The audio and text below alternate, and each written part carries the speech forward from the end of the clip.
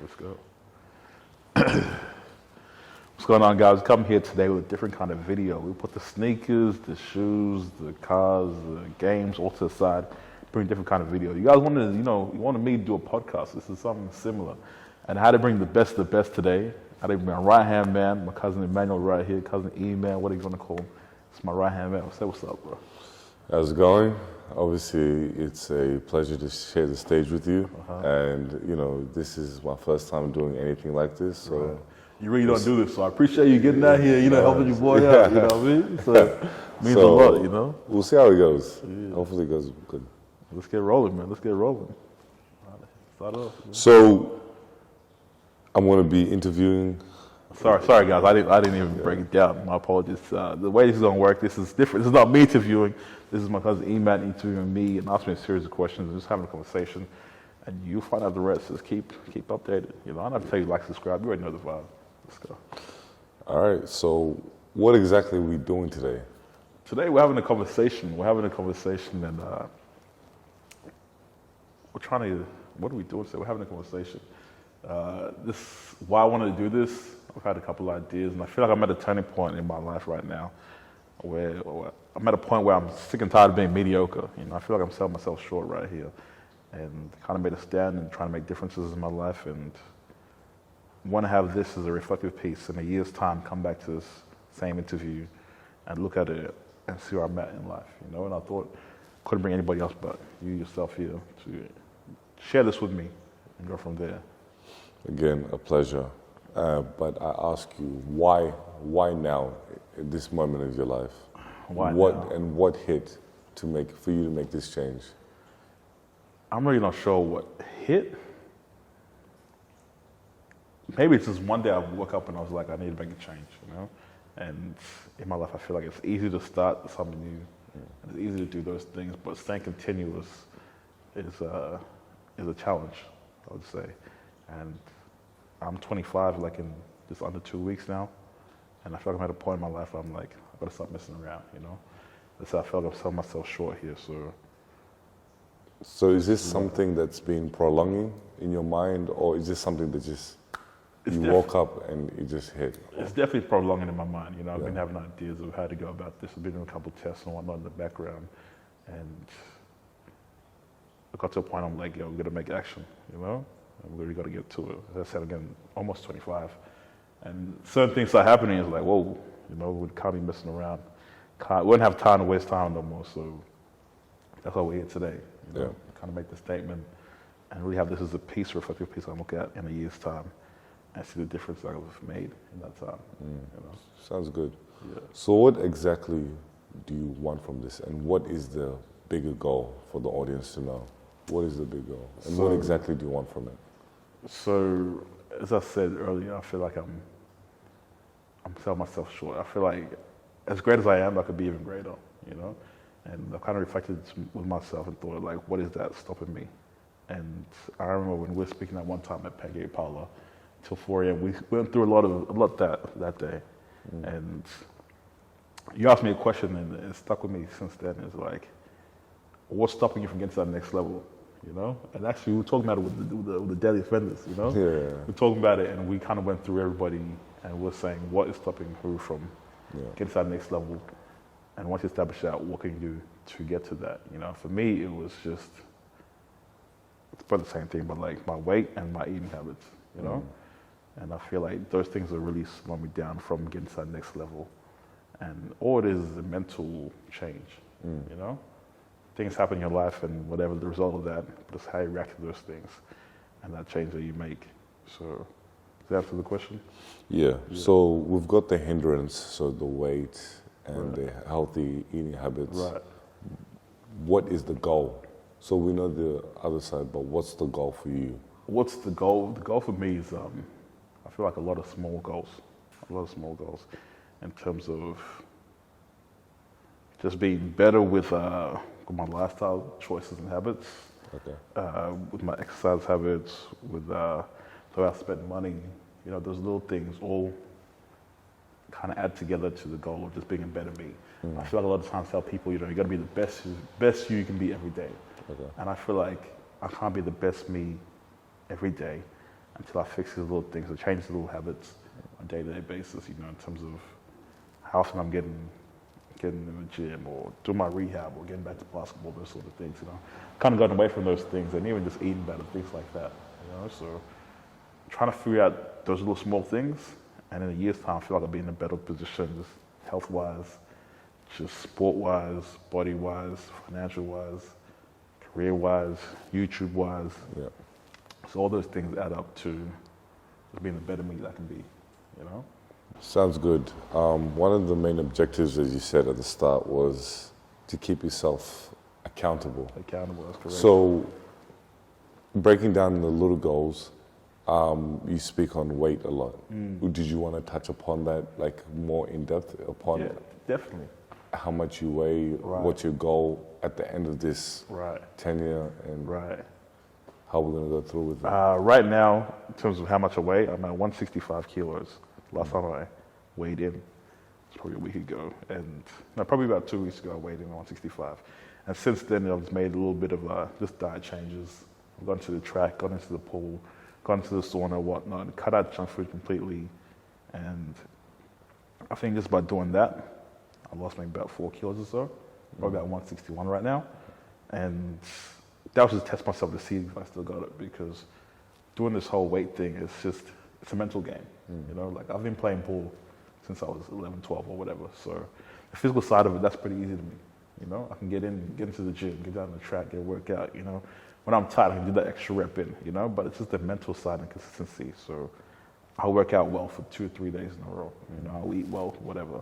From that 4th day, I'm like, man, I can't be stuff, you know, I can't myself cooking or whatever, you know. So having that consistency to make sure that I'm mentally checked in, mentally fixing on the goal, you know, because it's easy to get away from that. I feel that's why I've, you know, failed, quote unquote, failed in previous times, you know. And in 2017, there was a time where I was about 155, and I was in a relationship at the time, and I was able to stay focused and lose weight and eat well because I had my significant other with me, you know. And with her, she had a nice body, you know. She was looking real tank, you know. I mean, you know, I've been holding it down, you know. And the thing is, like, when we're in a relationship together, it was difficult for me. It's difficult for me to be in a relationship at the weight I was. I felt like I wasn't giving enough, bring enough to the table, you know.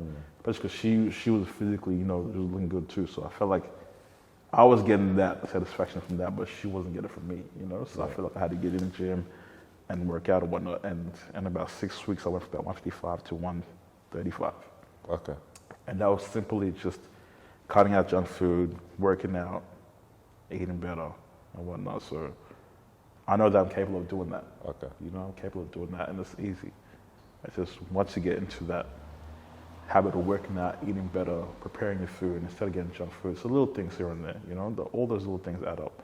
So I'm definitely capable of doing that, you know. So in terms of, right now I'm at 161 or so.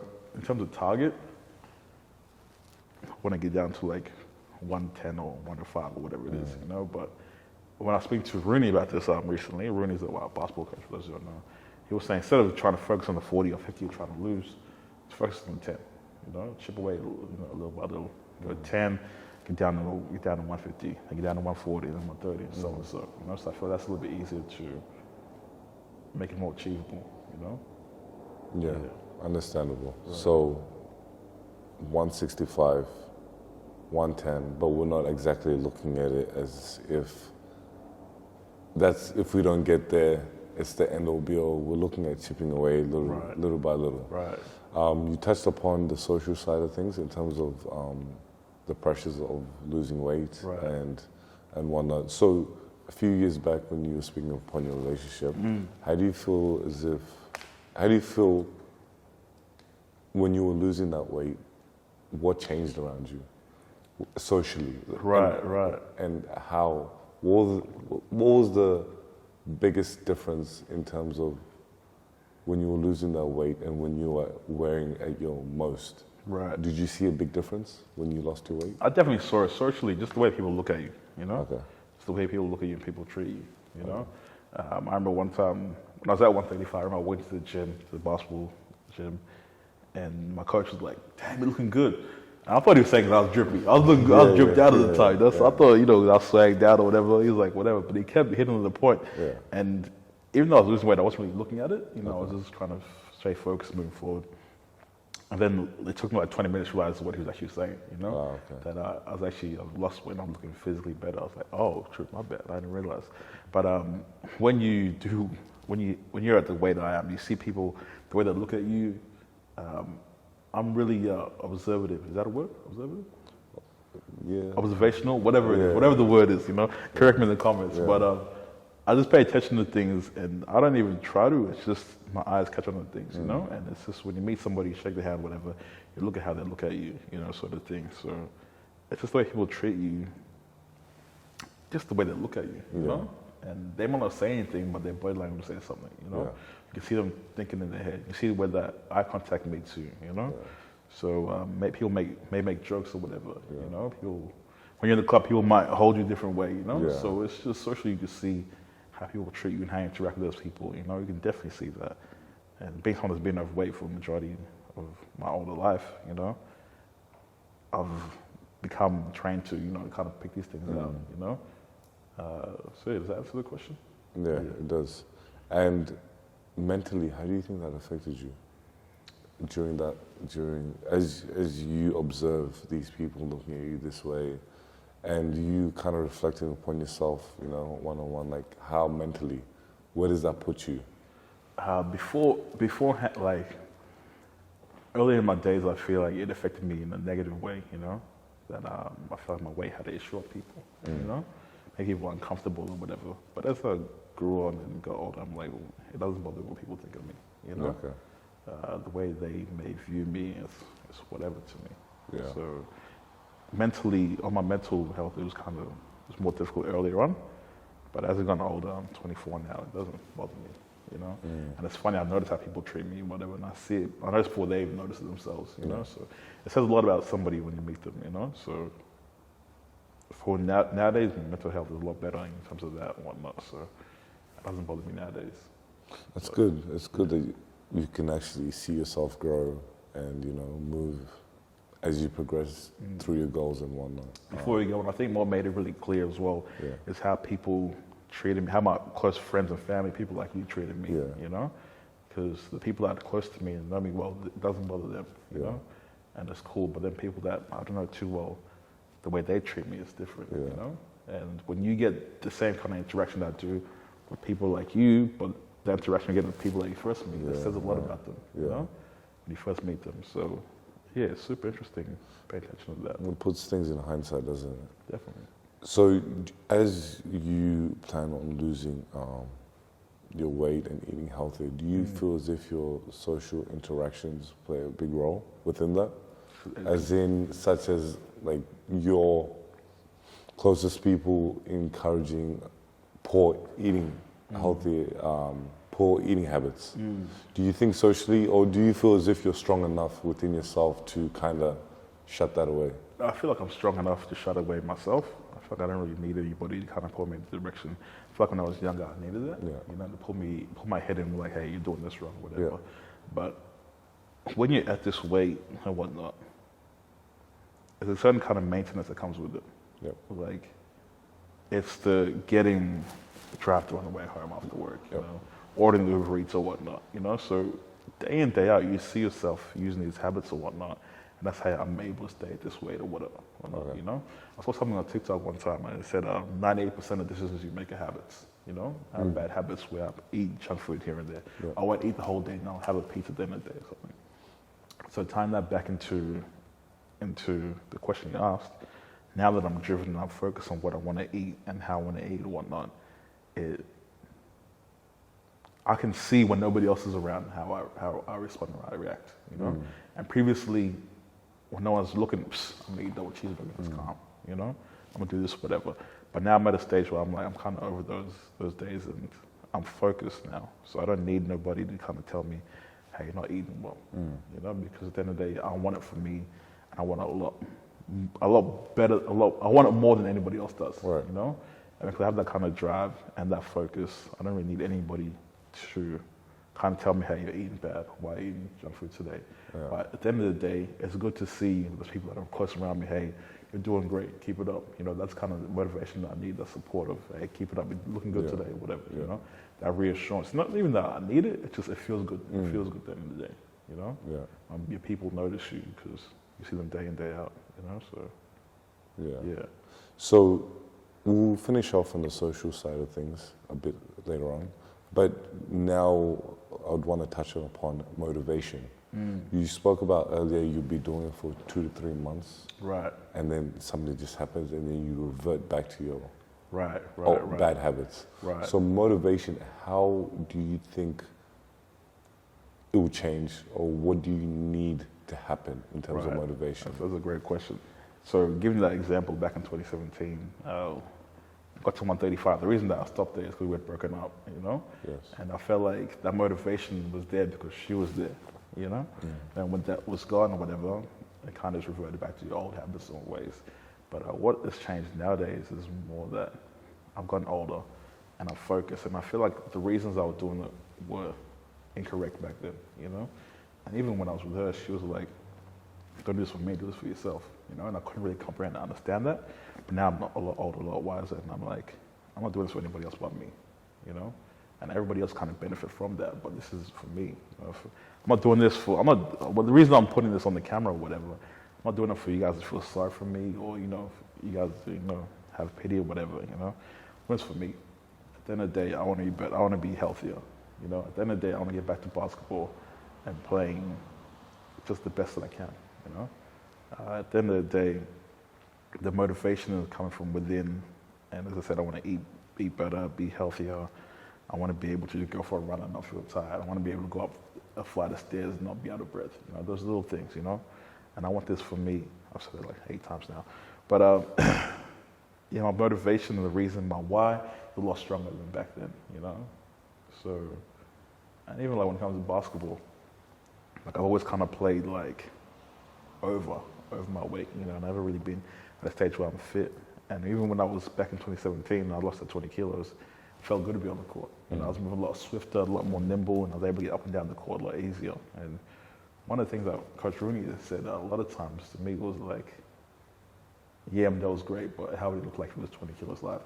That's something that's always stuck in my head, and kind of basketball is why I gained this weight in the first place. Because if you remember back in, what's the basketball tournament played again? The Super League. Super League. At Super League, I weighed in at 120, right? And I was probably like 17, 18 at the time.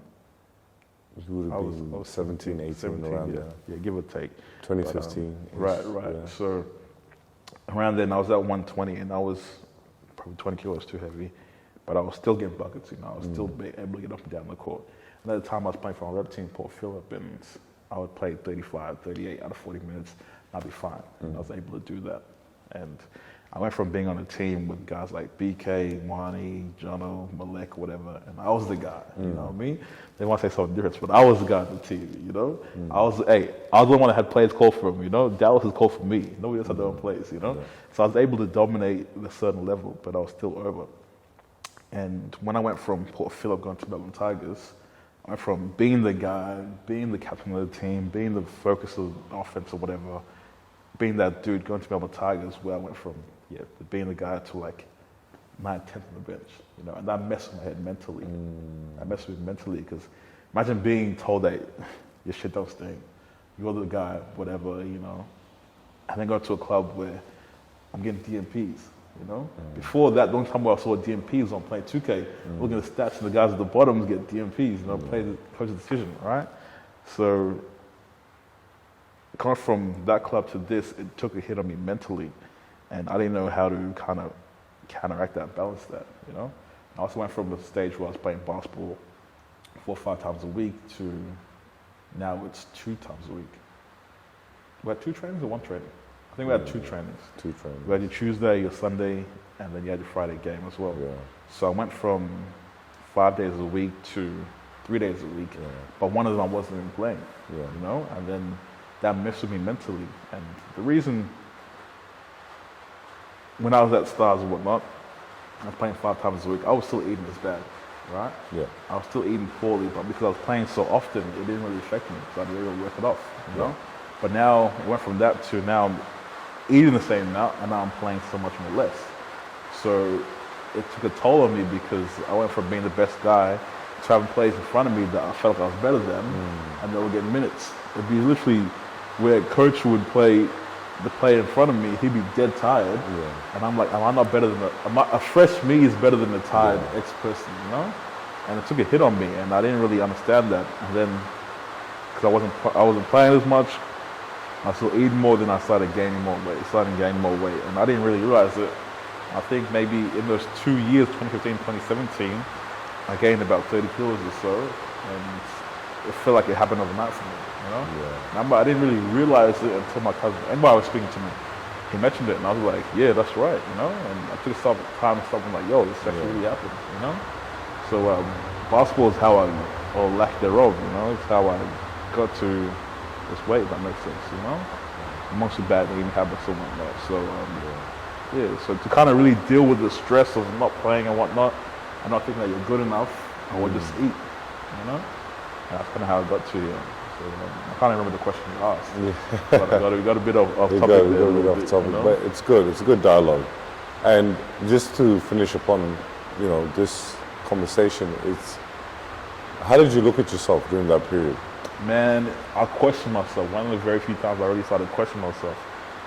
Question my game, I question how good I was as a person, because I was there every training, I was there every game, I was there on time, came correct, and at the start of the season I felt excited, and as progression went on through that first season, just my mental just took a hit.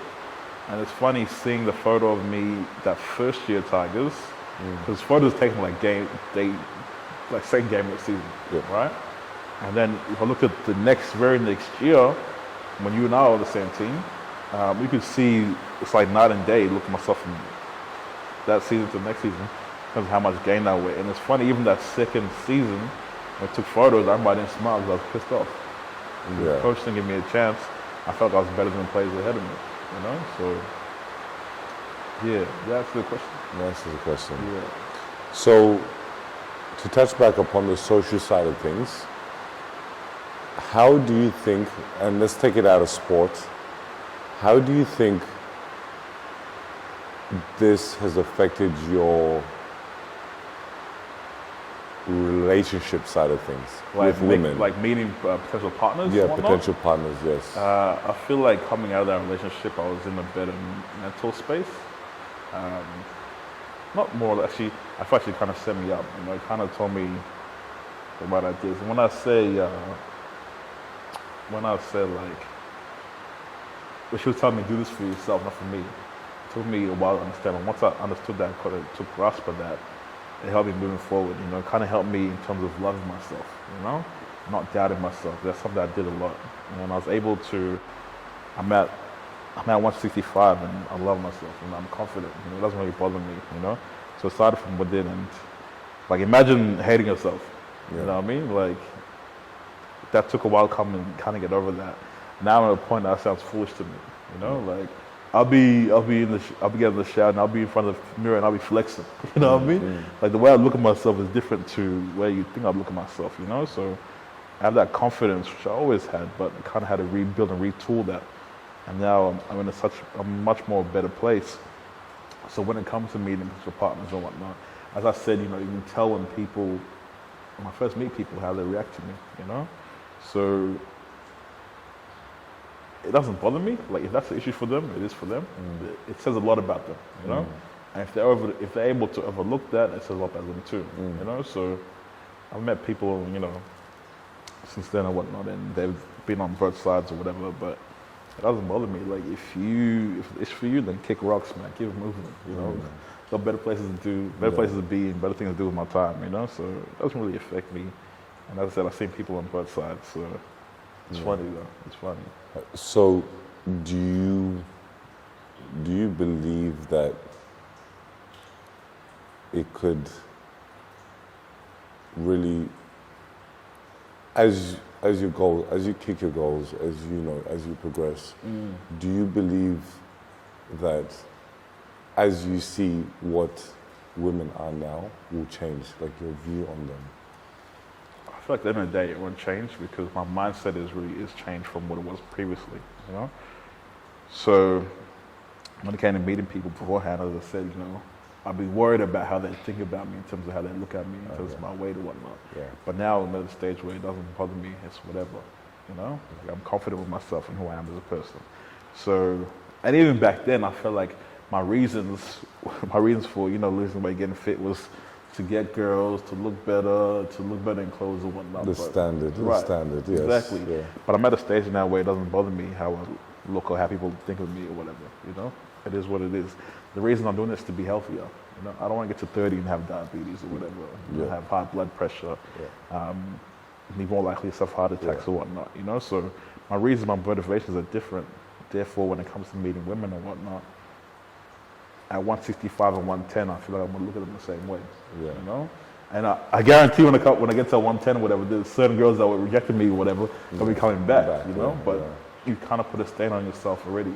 Yeah. Like, you already said a lot about yourself, you know? So I hope that answers your question, but the way I look at it is different. So, just to touch upon that, so how, as you've progressed, being 25 in a few weeks, how have you been able to remove your ego from your goals? Man, ego is the enemy of all progress, man. You know? Ego is tough.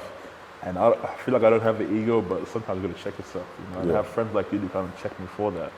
I feel like my ego is in check in terms of my goals and whatnot. I feel like it doesn't really have a place in my goals. But then again, I can't really see that from my point of view because my point of view. So I need people like you and people I'm close to kind of check me to make sure I'm not going off track, you know? But I feel like I'm going to be the same person when I get to my goals, you know? But it's hard. It's hard when, you get these materialistic things in front of you, you know? From the goals that you get or whatnot. But we'll deal with that when we get there. I can prepare as much as I want, but you can say everything until it's there in front of you. We'll see how I deal with it, in terms of the attention I get, in terms of the things that get handed to me or whatever. So it's just good to have a close circle of friends and family to keep you close. And you know me better than most people. And so it's the same thing for the rest of my family. So they'll be able to see when I'm changing, when I'm different, whatever, I'm acting hot in front of girls or whatever, you know? So, So we haven't really touched upon this point just yet, but culturally, how can it be a benefit and a hindrance? Obviously, both of us being South Sudanese,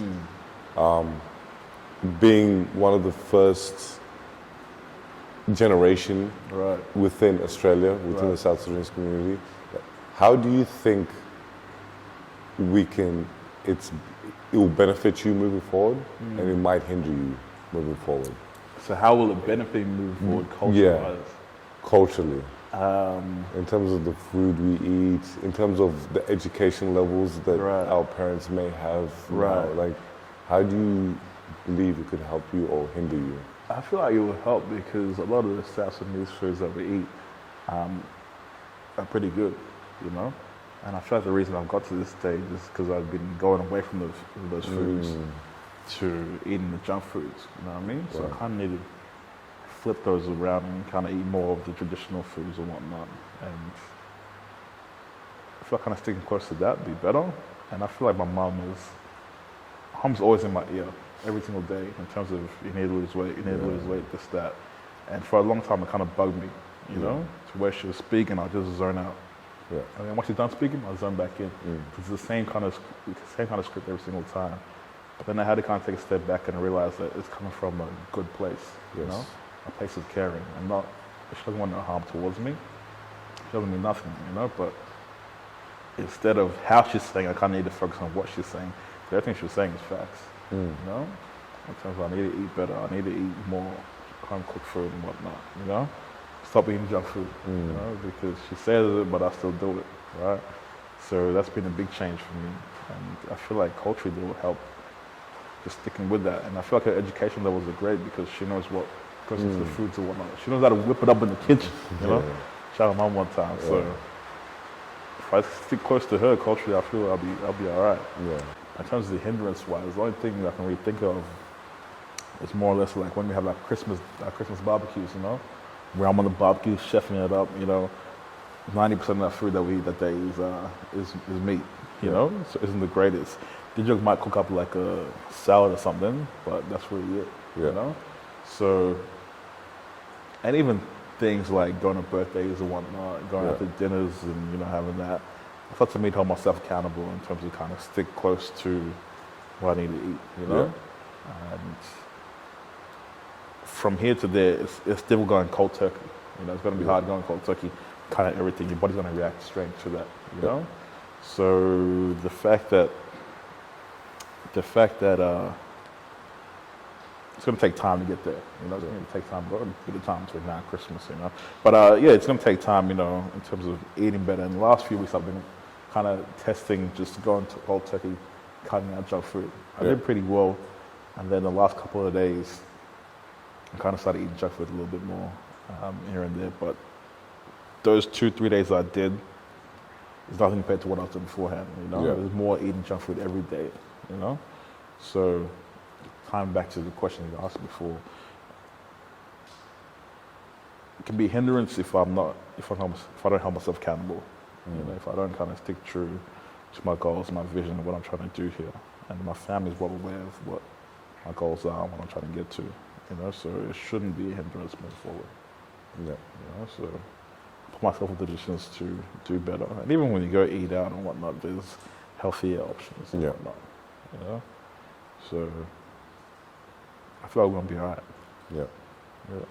So to tie it all back in, I've noticed a lot of this growth is you talking to your past self and really providing the insight that your 18-year-old Mandela probably didn't understand, and you can kind of see the difference. Right. So, going forward, Mandela at 28, 29. Yeah. How do you think you'll be by then? And what things would you want your future self to be saying to you in your present self now? It's my present and self. This is not just body weight or healthy eating habits. It could be goals, YouTube goals. Obviously, you have those. Things at Nike. What type of conversation do you feel like you'd be having with your future self? So right now, if I speak to my future self, I feel like. What would your future self be telling you? You'd want your future self to be telling you as well. My future self would be telling me we're gonna be all right. You know, we're gonna be real B.I.G. You know, and I feel like when I speak to my future self right now, I feel like he'd tell me not to be so hard on myself. You know, I am my biggest critic at the end of the day, so not to be so hard on myself, but at the end of the day, stay disciplined, stay true to what I want to do, stay consistent, stay focused, because it's easy to lose focus. You know. Especially on those later days, you know, it's easy to get started, but in the middle there, it's hard to stay focused, you know? So if I speak to myself, I feel like I'd be in a better place in terms of just careers, in terms of financial, just in terms of health, whatever it might be. I feel like I'm going to be in a better place, you know? And I feel I'm going to be great, you know? And greatness doesn't happen overnight, you know? It takes those days where you're feeling tired and you want to keep going, you know? Where you want to give up, but you got to keep going. You got to dig deeper and whatnot. So greatness is not achieved just by just wanting it. You know, it's deeper than that. You got to actually put the action and effort, and you get out what you put in. So I feel like I'm 28, 29, 30, whatever. I'm being in a better place because I've kind of put that greatness as a goal, and achieving that is the day in, day out. You know, LeBron James is one of my greatest inspirations. You know, I feel about LeBron. But I feel like what makes him so great is the consistency. He's been at the top of the game for 18 years, you know, and he talks about striving for greatness and that day in, day out work that he puts in when nobody's looking, nobody's around, you know. And even when I'm working out, when you've gone for that morning session, hey, you know you've done enough. But like, what are you going to do to dig deeper? How bad do you really want it? You know, so I feel like when I speak to that older myself, the older Mandela, I'm going to be a bad boy, man. You know, I'm going to be a bad boy. I got to watch out, man. Because right now I feel like I'm at 40% of where I need to be at, you know, and I'm doing pretty well. I'm doing all right, you know. So So dig deeper. Once y'all see 100% Mandela, it's scary hours. You know, you gotta watch out. Is there anything could we specifically nail down or write today that Mandela will be this? In terms of YouTube, your YouTube or anything? Or are you just the type to, we'll see how it goes? At the end of the day, I feel like we'll see how it goes. I feel like as long as I put in the effort and grind and do what I gotta do, God will take care of the rest. You know, Yeah. and it's easy for me to say, you know, I want 10,000 subscribers next year. I want 1 million subscribers, whatever. But that's really out of my control. You know, control by control, and that's a day in, day out. You know, every hour that I'm working or whatever. You know, the effort that I put in. Once I focus on that and nail that down, then a day everything will take care of itself. I'm gonna be all right. You know, that's out of my control. You know, so you know, hey, 1 million subscribers would be great. You know, we'll be all right. But we're gonna be right. This consistency is key, man. That's key. Yeah. And just to touch on, last thing to touch on, we haven't spoken about it spiritually. Do you feel like that will play a major role? Definitely. I feel like it definitely will, because I feel like I'm in a better place with God than I have been previously. Yeah. You know, I feel like I'm a lot more focused and I'm a lot more tuned in spiritually with my relationship and my walk with God, you know? I feel like I'm in a better place than I have been. I'm not saying that much has changed, but I'm just growing older and more mature, you know? So then my walk with God and whatnot, and you can always do better. But I feel like I'm in a good spot right now. You know? Yeah. Question for you, you know, how does it feel for you being on the other side, you know, seeing myself go through this journey and this progression and this growth and whatnot? Are we talking what you've become till now, or what you will future-wise? Prior, now, and after, just all three. I can see... Put you on the spot here, but yeah. I can see you obviously coming to sit here in front of the cameras, in front of the lights, you know, really putting yourself in a vulnerable situation. I can see that, and you talking about your suffering as well. I can see there's a lot of growth to that, because there's no growth without suffering. In school, we only learn when we struggle. When you struggle to get that math equation, when we struggle to run those suicides in basketball, those are the times where we grow the most. Right. So during this moment where you're talking in front of these cameras, yes, there's a lot of empowering that goes on, but there's a lot of suffering between it as well. So for you to sit here today, I can say that no matter what direction you go with today, it will always be a positive thing, because you've done this. Right. And it's one of those things where you've spoken out in the air, the existence is there, and you know, obviously speaking upon your accountability, you will go far with this. And it won't be just with body weight or anything, it'll probably be just in general life. Your relationships with the people around you, how you view certain things will change. How your interactions with other people, like from their perspective, will probably change a lot as well. And mentally, you might just feel more satisfied and happy with life, you know, as you should be. Get the weight off my shoulders, no pun intended, you know? And, you know, it's as sad as it may be what you've experienced in your past self, you needed that to get where you are today. Right. And, you know, we should appreciate all moments of our lives. Yeah. So it will be interesting to see as you go on forward. Obviously, you know, I'm always going to be here. The guys are always going to be around. Yeah, exactly. And it will be an interesting journey.